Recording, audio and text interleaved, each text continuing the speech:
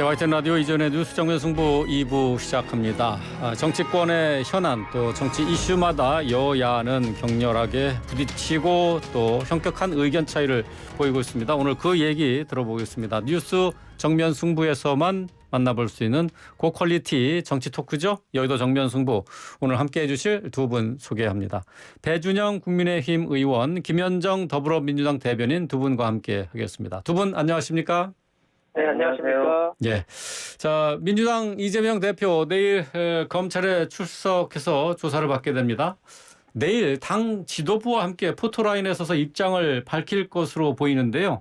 자, 이번 검찰 수사가 야당 탄압이라는 메시지를 분명히 내겠다 하는 입장입니다.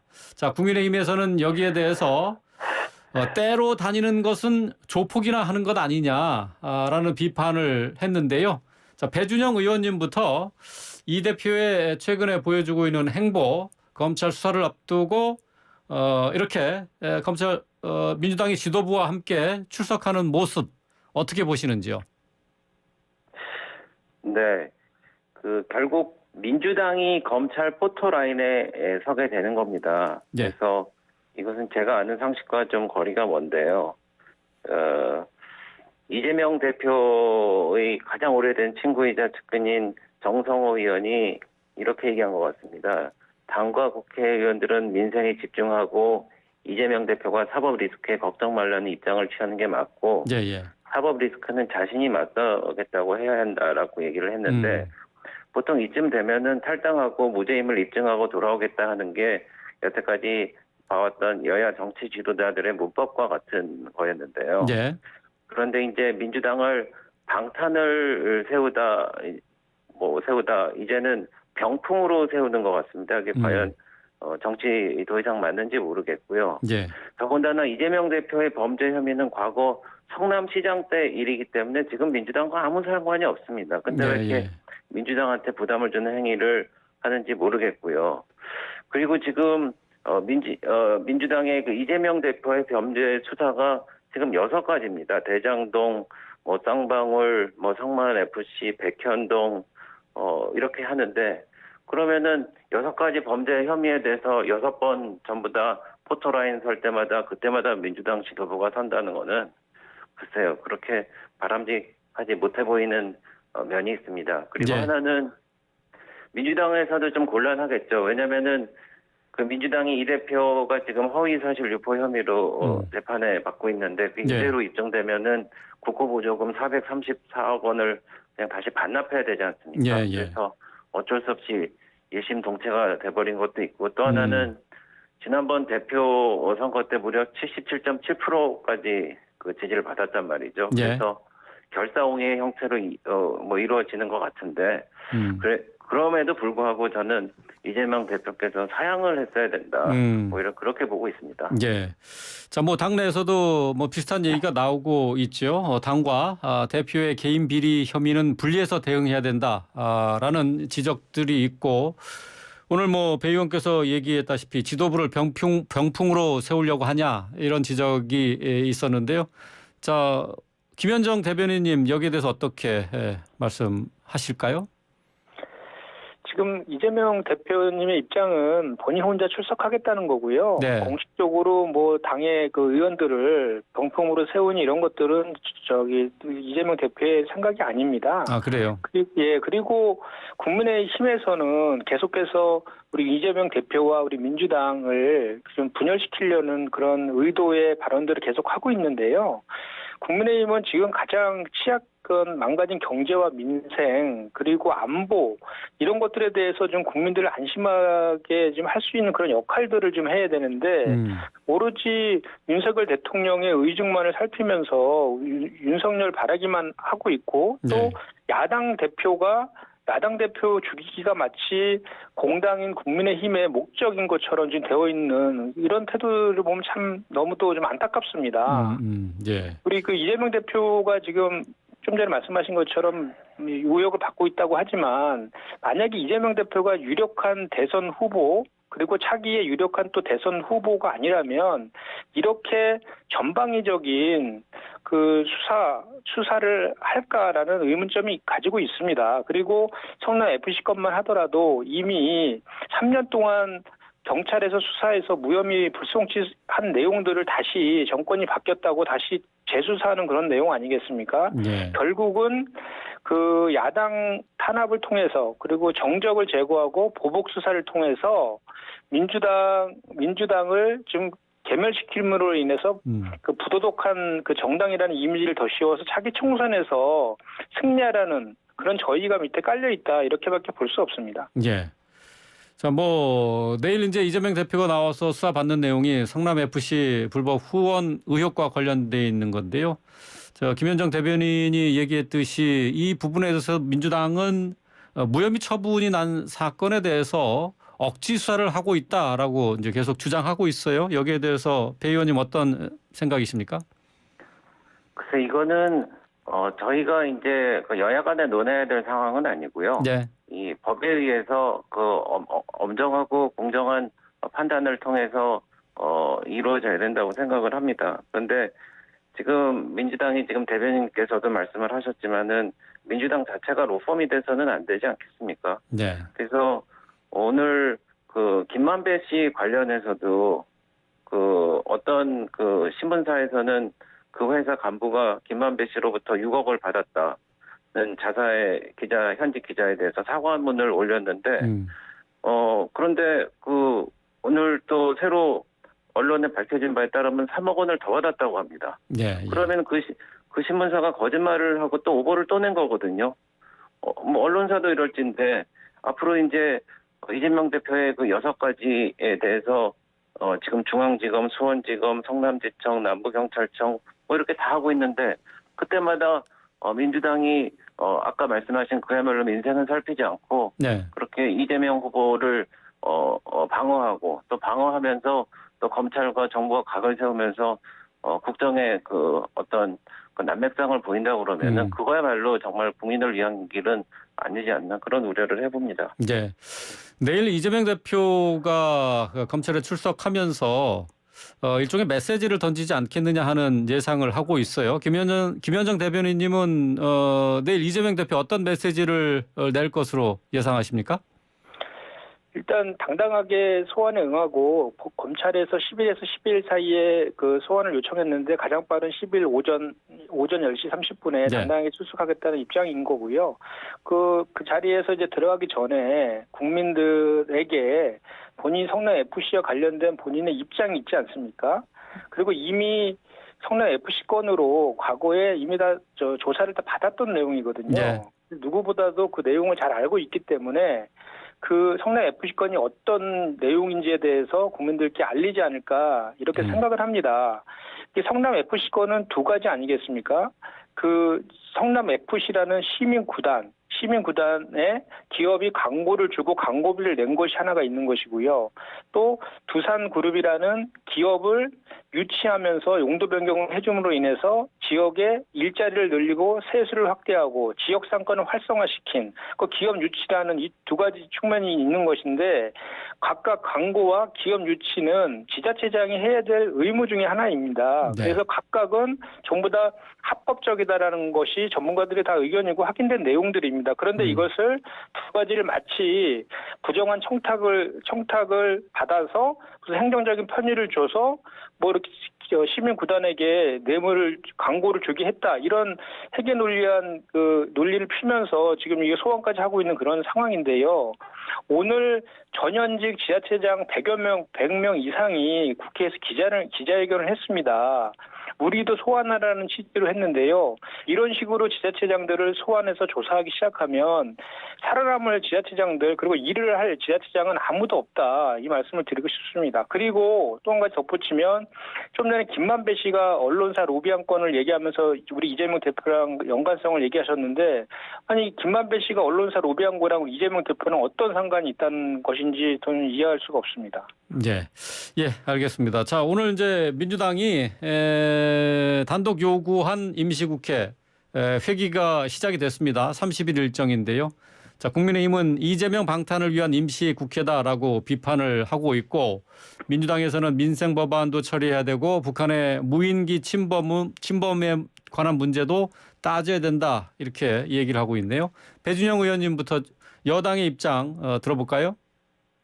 네, 저희가 이제 그 정기국회를 마감하는데 사실은 그 국회법에 따르면 국회 연간 기본 일정은 그 정기회를 제외하고는 2월, 3월, 4월, 5월, 6월에 임시회를 열기로 되어 있습니다. 그래서 예. 사실상 1월과 7월은 휴회 기간으로 지금 관행이 되어 왔는데 네.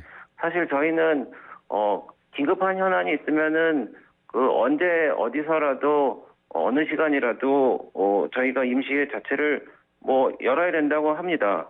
그런데 그럼에도 불구하고 지금 양당 간의 협의가 안 됐고 어떤 의제에 대해서 어떻게 진행할 거다 이런 거에 대한 전혀 타협점이 없어요. 네. 그러니까 그냥 열어 놓자고 그 정원 4분의 1이 요청을 했기 때문에 네. 지금 열린 상황인데 이것을 어떻게 할지 전혀 앞이 안 보이는 상황에서 어떻게 할지 물론 정부에서는 반도체법을 이번에 내놔서 그 세제 지원을 추가 확대한다든지 네. 저희 같은 입장에서는 30인 이하 사업장 52시간대 유예권이 지금 민주당이 안 들어줘서 지금 얼마나 많은 자영업자들이 어려움에 봉착하고 있습니까? 예.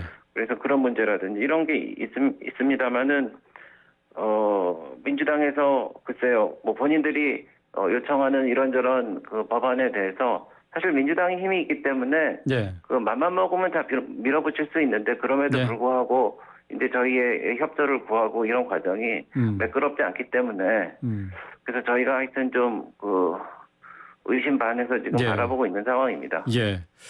오늘부터 회기가 시작이 됐습니다만은 의안도 지금 제대로 합의가 되지 않은 상황이어서 막연히 임시국회를 열어서 결국 방탄국회를 만들려는 것 아니냐 하는 게 이제 국민의힘 주장입니다. 어떻게 보십니까? 김 대변인님?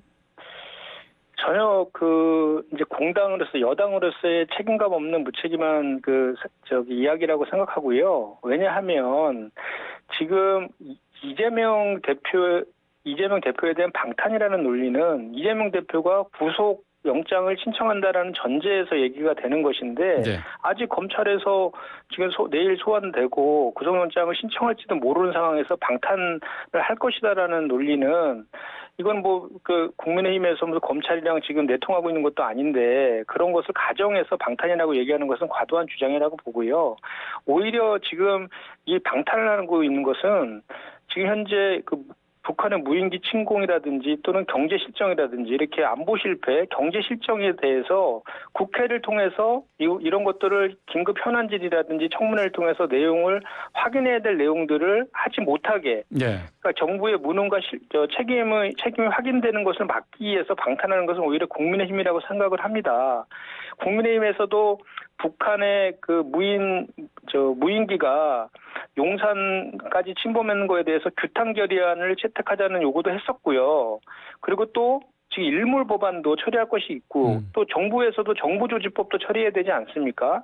또 마찬가지로 이태원 참사도 지금 국정조사 진행 중이지만 그게 끝나면 결과 보고서도 채택해야 되고 할 일들이 대단히 많습니다. 네. 그런데 오로지 국민의힘은 모든 것을 다 이재명 대표랑 연관시켜서 지금 여당에서 가장 크게 신경 써야 될 것은 국민들에 대한 민생이라든지 안보라든지 경제 아니겠습니까? 네. 왜 모든 것을 이재명 대표랑 맞춰서 방탄이라고 하면서 국회가 일하지 않는 국회를 만들려고 하는지 저는 문제를 제기하지 않을 수가 없습니다. 네. 말씀하신 것처럼 민주당에서 지금 인수국회에서 따져야 된다 하는 내용 가운데 하나가 이제 북한의 무인기 침범과 관련된 내용인데 계속 논란이 이어지고 있어요. 처음에 비행 금지 구역 침범 사실을 부정했다가 뒤늦게 시인하기도 했는데 또 여기에 전방 군단이 최초로 탐지한 정보가 서울을 방어하는 수방사에 전달되지 않은 점도 또 드러났고 군당국이 이를 인정했어요. 자, 이 김현정 대변인님부터 이게 군에 대한 책임론이 점점 커지고 있는 것 같은데 어떻게 보고 계신지요? 네, 당연히 윤석열 대통령은 이 작전 실패, 경호 실패에 대한 책임을 물어서 안보 라인을 문책하고요.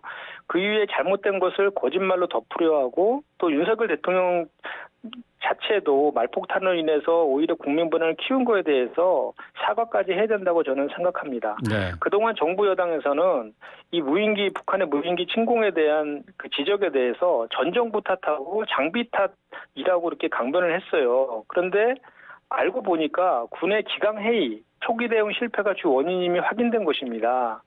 군 작전 지침에 의하면 북쪽에서 미상의 물체가 날아오면 무인기로 확인되기 전이라도 상급 부대에 보고하고 인접 부대에 전파하도록 되어 있는데 10시 19분에 최초로 탐지하고도 6분이나 지난 25분에 합참에 보고하고 또 합참도 수도 방해를 책임지는 수방사에게는 전파도 안 하는 어처구니 없는 일이 발생했거든요. 그리고 이 무인기 대응 태세 조치인 두루미 발령도 100분이 지난 오후 12시에 돼서야 발령을 내서 적극적인 대응을 하지 못했습니다. 네. 만약에 최초 탐지 시간 10시 19분에 이 두루미를 발령했다면 추격과 격추가 가능했을 텐데 이거는 명백한 작전 실패이거든요. 네. 그래서 이러한 그 작전 실패, 경호 실패에 대해서 반드시 책임을 물어야 되고 또 윤석열 대통령도 안보 무지에서 오는 9.19 합의 효력을 정지한다는 등 핵 연습을 공동으로 한다는 등 이런 또 확인되지 않은 그 말폭탄으로 인해서 국민분을 야기한 것에 대해서 이런 거에 대해서 윤석열 대통령도 모든 것 문책과 사과를 병행해서 해야 된다 이 네. 말씀을 드립니다. 예. 북한의 무인기에 대해서 군의 대응에 부실한 점이 계속 지적되고 있는 부분에 대해서 작전 실패다. 여기에 대한 사고도 필요하다라고 말씀했는데 배준영 의원님은 어떻게 생각하십니까? 네, 말씀하신 거에 일부 제가 동의를 합니다. 전쟁에 진 장수는 용서가 돼도 경계에 실패한 장수는 용서할 수 없다는 말도 있습니다. 네. 그래서 책임질 일이 있다고 그러면은 상응하는 책임을 지어야 할 것임을 제가 우선 전제로 좀 말씀을 드리고요. 예. 이런 말씀을 드릴게요. 이 천장에 구멍이 나서 빗물이 들이치면은 그 구멍을 막지 못한 책임을 물을 수 있습니다. 하지만 구멍을 뚫은 사람에게도 책임을 묻지 않을 수 없다는 말씀을 드리고 있는데요. 지금 9.19 군사 합의 때문에 첫 번째 우리가 군사 분계선 근처에서 정찰 활동을 못합니다. 그리고 두 번째 우리 군사 분계선 인근에서 실탄 사격 훈련을 하지 못합니다. 네. 그래서 꼭 내륙으로 들어와서 실사격 훈련을 해야 되는데 우리나라 국민들의 생명과 안전을 지키는 국방이 무슨 스크린 골프처럼 연습이 아니지 않습니까? 예. 근데 그거를 9.19 합의로 그렇게 만들었단 말이죠.